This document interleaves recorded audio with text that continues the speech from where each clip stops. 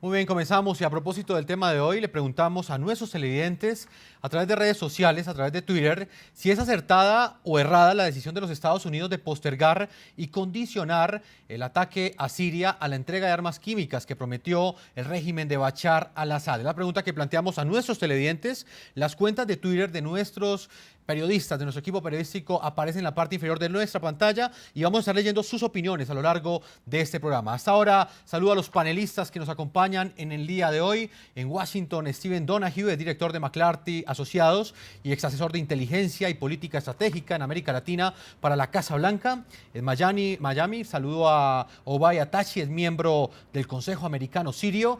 Y en Washington saludo a José Parra, que es vocero de Harry Reid, líder de mayoría demócrata en el Senado de los Estados Unidos. Señor Donahue, voy a comenzar con usted en Washington, en los Estados Unidos, preguntándole sobre, digamos, el principal interrogante que hay en este momento en la opinión internacional y tiene que ver con ese acuerdo, con ese eventual acuerdo que están buscando en este momento Rusia y los Estados Unidos para que finalmente Siria entregue el armamento químico, ese arsenal químico que tiene en su poder. ¿Cree usted que Estados Unidos y Rusia podrán llegar a un acuerdo para que de alguna manera sea entregado ese arsenal que, según los Estados Unidos, asesinó a más de 1.000 personas hace cerca de un mes?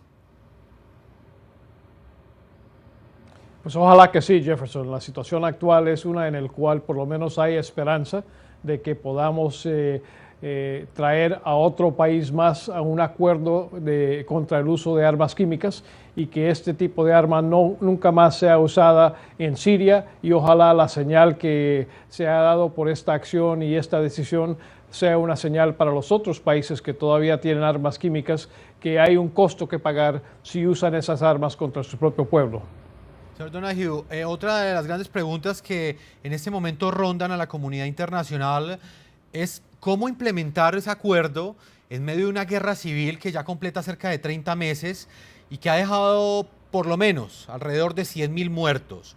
¿De qué forma pueden llegar a entregar estas armas químicas en un lugar que está en una guerra civil? Por un lado está el gobierno y las fuerzas del régimen bombardeando las zonas donde se encuentran opositores y por el otro lado los rebeldes también están repeliendo estos ataques.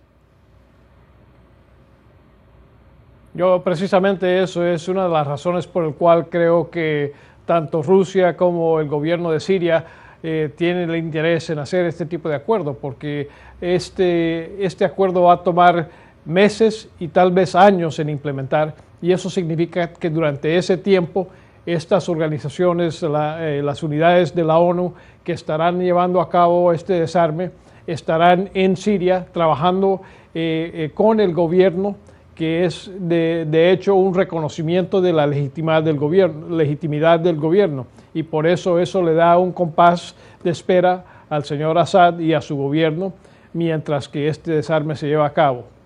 Señor Donahue, permítame, voy con el señor José Parra, quien es vocero del influyente senador Harry Reid, que es el líder del Partido Demócrata en el Congreso de los Estados Unidos. Quiero preguntarle, señor José Parra, desde la perspectiva del senador Harry Reid, que ha sido tan defensor de esa intervención militar estadounidense en Siria, ¿cuál cree usted que va a ser la posición de él en este momento en el Congreso de los Estados Unidos? ¿El legislativo estadounidense dará un compás de espera a lo que suceda en ese eventual acuerdo que están buscando los rusos en este momento para que Bashar al-Assad entregue ese armamento químico, o el Congreso de los Estados Unidos seguirá aprobando y seguirá discutiendo la aprobación o la eventual aprobación de ese ataque o de esa intervención militar por parte de los Estados Unidos? De hecho, el senador Reid el día de ayer pidió que se le hiciera pausa, que se congelara la votación que se tenía prevista aquí en el Senado sobre la resolución para atacar al ejército del régimen de Assad.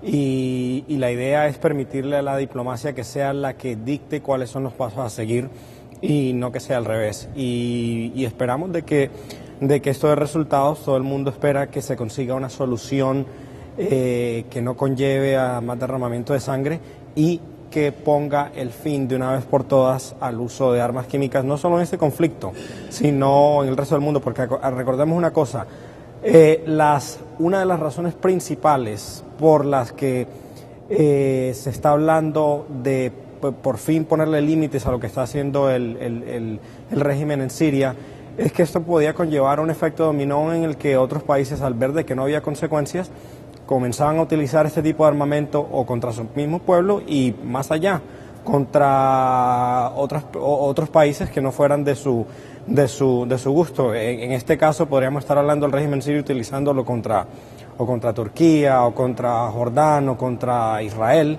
y ahí la situación sería mucho más compleja de lo que es en este momento. Así que es cuestión de ponerle coto a una situación antes de que se nos salga de las manos, y una situación de que ya la ley internacional por varios años ya lo prohíbe. Es más, llevamos hablando de la prohibición de las armas químicas desde la Primera Guerra Mundial. Señor Parra, desde el análisis, desde la perspectiva del Partido Demócrata en el Senado de los Estados Unidos, ¿creen ustedes que la diplomacia de los Estados Unidos, al dar este giro de 180 grados, cedió mucho ante la diplomacia rusa? ¿Cree que el hecho de inicialmente haber defendido una intervención militar y luego haberla de alguna manera pospuesto o neutralizado, de alguna manera terminaron cediendo ante el pulso que estaba planteando Rusia, que desde diversos ámbitos diplomáticos siempre se ha opuesto a cualquier intervención militar de los Estados Unidos?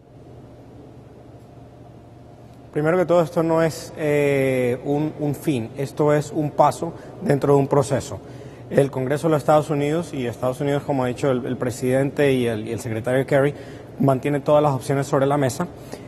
Obviamente la opción diplomática es lo que todo el mundo prefiriera ver, una solución diplomática a esta situación. Pero recordemos una cosa: no estaríamos hablando de una solución diplomática en este momento si no se hubiera hablado de una intervención militar desde la semana pasada. Es más, la semana pasada el régimen sirio y por consiguiente sus aliados rusos no aceptaban de que el régimen sirio siquiera tuvieran armamento químico en su poder, y ya esta semana estamos hablando de entregar armamento químico. Entonces estamos hablando de un cambio bastante radical de lo que estaba diciendo el régimen de Assad a lo que se está diciendo esta semana.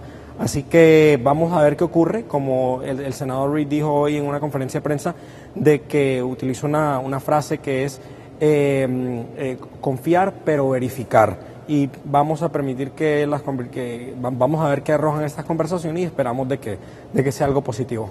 Señor Parra, otra de las grandes preguntas tiene que ver con el centro del debate en este momento. ¿Percibe, cuando uno lee la prensa internacional y escucha los pronunciamientos que han hecho tanto el canciller de Rusia como el secretario de Estado de los Estados Unidos, percibe uno que de alguna forma el debate se va a centrar en este momento en ese eventual acuerdo y en la forma en que se dará logísticamente la entrega de ese armamento químico por parte del régimen de Bashar al-Assad, para de esta forma de alguna manera neutralizar esa intervención militar de los Estados Unidos? Mientras la opinión se centra en ese debate, ¿qué va a pasar con el problema de fondo, que es la muerte de cientos de civiles diariamente que son víctimas de esta guerra interna que vive Siria hace cerca de 30 meses? ¿Qué va a pasar con ellos? Bueno, el senador Reid ha dicho, y muchos otros funcionarios han dicho acá, de que Estados Unidos no puede solucionar este problema desde un punto de vista militar, y por eso se ha dicho de que no van a haber botas en territorio sirio, botas americanas. Aquí lo principal es contener el uso de armamento químico, que el presidente Obama hace varios meses dijo de que eso era una línea que no podía cruzar el gobierno sirio, y la cruzó con la muerte de más de 1.400 personas. Y este tipo de armamento es algo que va mucho más allá de lo convencional, porque este tipo de armas no discriminan entre un uniformado o un niño, y un simple cambio de dirección de viento tras un bombardeo cerca de la frontera de un aliado puede convertir en víctimas ciudadanos de otros países. Así que esta situación es mucho más compleja cuando se comienza a hablar de armas de destrucción masiva. Y también lo otro es el precedente que esto sienta con otros regímenes del mundo que no se acobijan a las normas internacionales. Corea del Norte y su armamento nuclear, Irán y el proyecto de armamento nuclear que tienen también. Y por eso no se puede simplemente darle la vuelta, ignorar a este problema. Y no solo estamos hablando de Estados Unidos, estamos hablando de la comunidad internacional en general. Esto nos compete a todos. Señor Parra, permítame, vuelvo con el señor Donoghue en los Estados Unidos, en Washington. Señor Steven Donoghue, le planteo el mismo interrogante. Para muchos, a nivel internacional, parece ser que la preocupación principal es la utilización de las armas químicas como tal, que de hecho es muy grave porque son armas letales, armas que de alguna manera pues generan muchas muertes de manera masiva en cualquier conflicto armado, pero son más graves estas muertes que las otras 100.000 que ha dejado este conflicto interno en Siria en los últimos 30 meses. Bueno, obviamente cada muerte es una muerte que no debe haber ocurrido en esta guerra y las muertes en Siria que están ocurriendo son detestables, pero especialmente en el caso del uso de armas químicas que son prohibidas, hay una situación muy particular y por eso es que llama la atención al mundo que no se pueden dejar que estas armas siguen usándose, además de la posibilidad de teniendo tantas armas químicas en una situación tan inestable como una guerra civil, se presta la posibilidad, el riesgo de que algunas de estas armas químicas salgan del control del gobierno de Siria y se comiencen a usar por parte de organizaciones terroristas como Al-Qaeda o otros, de la manera que trató a un Shunrikyo en Japón de usar este mismo tipo de agente químico en un subterráneo en Japón hace 10, 15 años. La aceptación de la propuesta rusa por parte de Bashar al-Assad de entregar su arsenal de armas químicas no acaba con la guerra civil que enfrenta Siria hace 30 meses. Armas convencionales que continúan siendo utilizadas por ambos bandos hacen que cada día que pasa siga creciendo la cifra de 100.000 muertos que hasta ahora deja la violencia generalizada en este país árabe. ¿Cuál sería el arsenal químico? Según servicios de inteligencia estadounidenses, Siria tendría cerca de 1.000 toneladas métricas de armas químicas. La información del Departamento de Estado indica que la mayor parte de ese arsenal está compuesto por los gases sarín y BX, ambos considerados como potentes agentes neurotóxicos y armas de destrucción masiva. También tendría gas mostaza preparado, un agente químico que ocasiona quemaduras en la piel, los ojos y los pulmones. ¿Qué hacer con las armas químicas? En caso de que Siria finalmente permita acceder a su armamento químico, la tarea que sigue será compleja. Desmantelar las plantas de producción de armas químicas implicará la presencia de inspectores de la ONU bajo grandes riesgos, teniendo en cuenta, entre otras cosas, que en el conflicto sirio hay presencia de actores vinculados a grupos terroristas. Expertos en el tema aseguran que el traslado de este tipo de elementos es peligroso, por lo que la opción más viable sería destruirlos en el mismo sitio de almacenamiento. El escepticismo radica en que el régimen de Al-Assad entregue la información completa acerca de la localización y cantidad de su armamento químico. ¿Dónde están las armas químicas?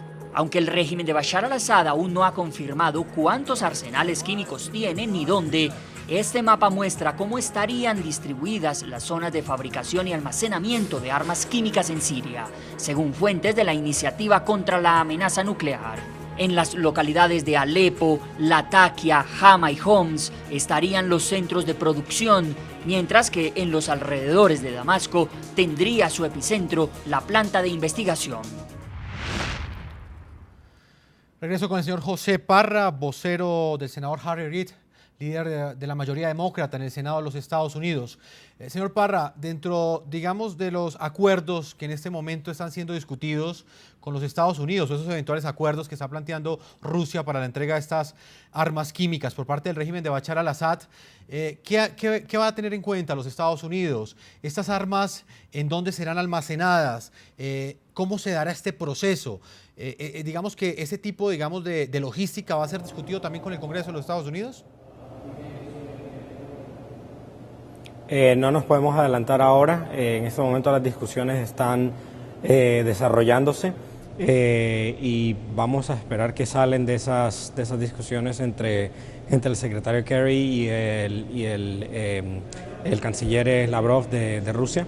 Así que esperemos lo que ocurre ahí, vamos a ver qué plantean ellos. Hasta este momento lo que conocemos de la propuesta son ideas, bosquejos, pero no tenemos nada concreto.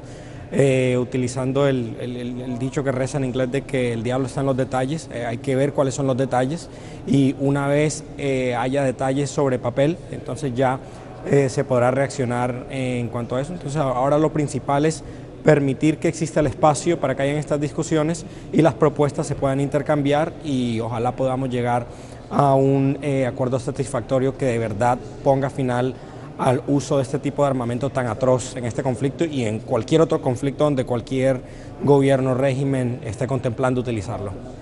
Señor Stephen Donoghue, en Washington, voy con usted ahora. Le planteo el interrogante en la misma dirección. ¿Cómo será la verificación del armamento que entregue el régimen sirio y cómo establecer que realmente es la totalidad de las armas que tiene Bashar al-Assad?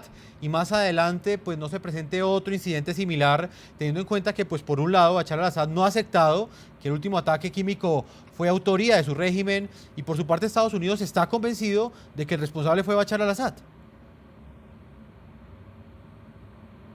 Bueno, yo creo que hay varios temas ahí. Primero, recordemos el propósito del interés estadounidense en este tema. El propósito es, primero, disuadir a Siria a que continúen a usar armas químicas contra su propia población.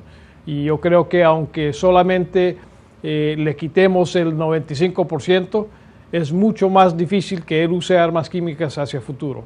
Segundo es disuadir a los otros países que tienen armas químicas a que las usen contra su población civil o que las tengan. Y creo que la acción que estamos viendo en esta semana, la tensión internacional que hay sobre Siria y la presión que está sintiendo Siria desde sus propias alianzas, desde Rusia, comprueban de que los otros países que tienen estas armas químicas van a pensar muchas veces antes de usarlas en una situación similar.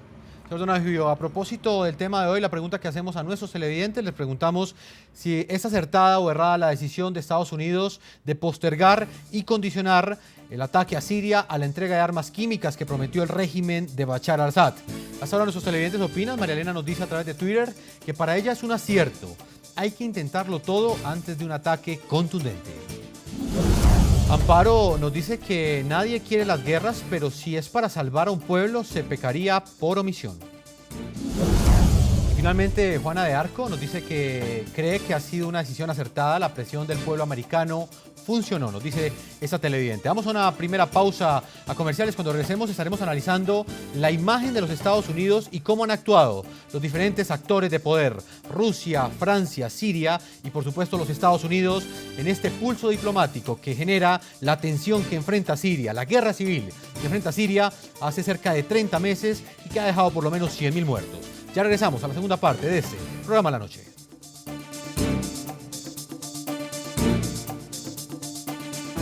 Ya regresamos con La Noche.